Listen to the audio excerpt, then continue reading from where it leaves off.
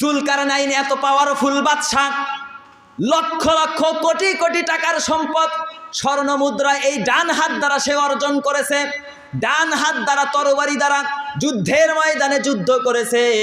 এই ক্ষমতাশীল বাদশা, পাওয়ারফুল বাদশা জুলকারনাইন যখন শেষ বিদায় নিয়ে পৃথিবীর থেকে চলে যাবে, শেষ বিদায়ের বেলা মৃত্যু শয্যায় শায়িত, অন্তিম শয়নে শায়িত এমন একজন পাওয়ারফুল বাদশা, ক্ষমতাশীল বাদশা জুলকারনাইন তার স্ত্রী, পুত্র, কলিজার টুকরো সন্তানাদি, মন্ত্রী পরিষদ, প্রধানমন্ত্রী, সেনাপতি সকল মানুষকে ডাকছে।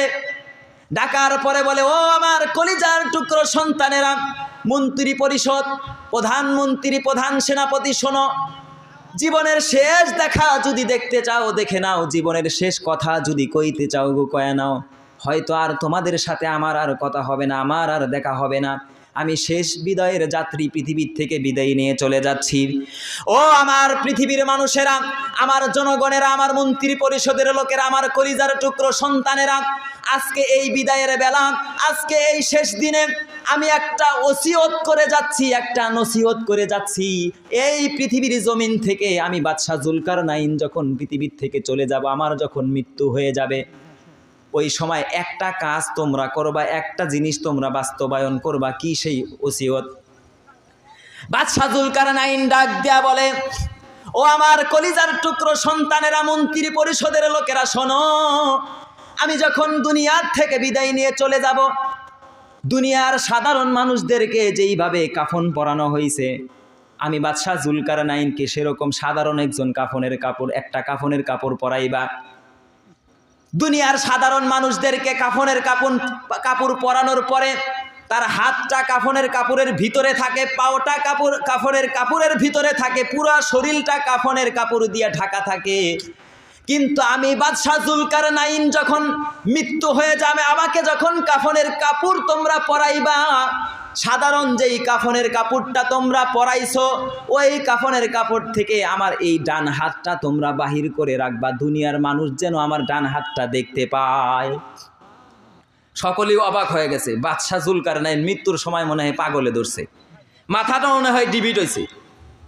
দুনিয়ার রাজা বাদশাহ, এমপি, মন্ত্রী, মিনিস্টার মৃত্যুর আগে কয়, আমার নামে স্যাটেলাইট বানাইবা, আমার নামে আমি মৃত্যুর পরে ব্রিজ বানাইবা, সেতু বানাইবা, ট্যানেল বানাইবা, আমার নামে বিভিন্ন বুর্জ খলিফা বানাইবা, নানান কিছু বানাইবা, ব্রিজ বানাইবা, থাম্বা বানাইবা, রাস্তা সড়ক নির্মাণ করবা।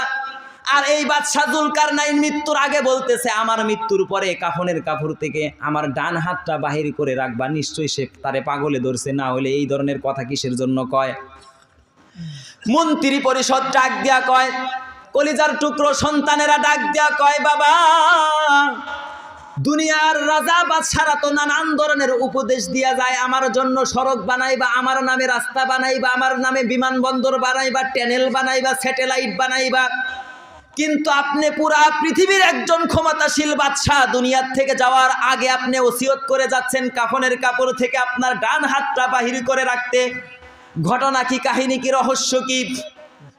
বাদশা জুলকারনাইন ডাক দেয়া কয়, আমার কলিজার টুকরো সন্তানেরা, আমার মন্ত্রী পরিষদরা, পৃথিবীর মানুষেরা, শোনো, আমি এমন একজন ক্ষমতাশীল বাদশা, এমন একজন পাওয়ারফুল বাদশা, এই ডান হাত দ্বারা কত দেশ বিজয় করেছি, কত যুদ্ধের ময়দানে তরবারি নিয়ে লক্ষ লক্ষ কোটি কোটি শত্রুকে পরাজয় বরণ করাইছি।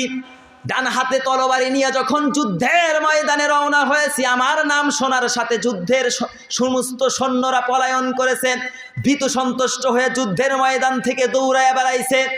এই হাত দ্বারা কত লক্ষ লক্ষ কোটি কোটি টাকা অর্জন করেছি, সম্পদ অর্জন করেছি, কত লক্ষ লক্ষ মুদ্রা মানুষদেরকে দান করেছি, কত জায়গা, কত জমির মালিক এই হাত দ্বারা হয়েছি। কিন্তু আমি বাদশা জুলকারনাইন মৃত্যুর সময়ে যখন শেষ বেলায় কবর পথের যাত্রী, সেই আখিরাতের নিবাসের যাত্রী যখন আমি হয়ে যাচ্ছি, পৃথিবীর মানুষ আমার হাত থেকে শিক্ষা গ্রহণ করো।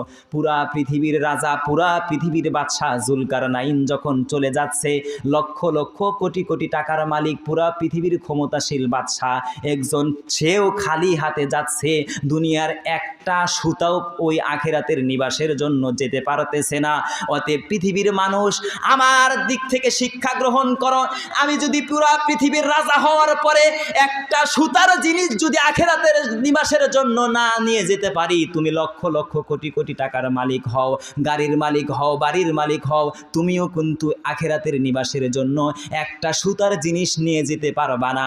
অতএব যেই জিনিস আমলটা নিয়ে যাওয়া যায়, ওই আমলটা তোমরা কইরো, দুনিয়ার মোহে পড়ে আখিরাতের দিনটাকে ভুলে যেও না। আরো জোরে বলি সুবহানাল্লাহ।